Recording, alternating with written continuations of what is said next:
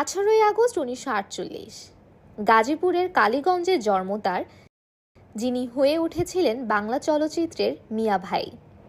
তিনি আকবর হোসেন পাঠান দুলু, আমরা যাকে চিনি অভিনেতা ফারুক নামে। 1971 সালে জল ছবি দিয়ে সিনেমায় অভিষেক, নায়িকা কবরীর সঙ্গে প্রথম ছবিতেই বাজিমাত। লাঠিয়াল, গোলাপি এখন ট্রেনে, নয়নমণি, মিয়া ভাই বাংলা সিনেমার সোনালী অধ্যায়ে যেখানেই তাকাবেন ফারুক আছেন। জাতীয় চলচ্চিত্র পুরস্কার পেয়েছেন তিনি, আর পেয়েছেন কোটি দর্শকের ভালোবাসা। তিনি শুধু নায়ক নন, ছিলেন একজন প্রযোজকও। একসময় জাতীয় সংসদ সদস্য নির্বাচিত হয়েছিলেন। চলচ্চিত্র থেকে সংসদ, বাংলাদেশ ছিল তার ভালোবাসার নাম।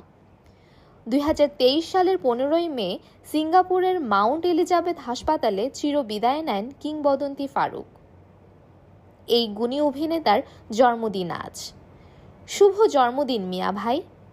আপনি নেই, তবুও আপনি আছেন প্রতিটি চলচ্চিত্র প্রেমীর হৃদয়ে, ভালোবাসায়।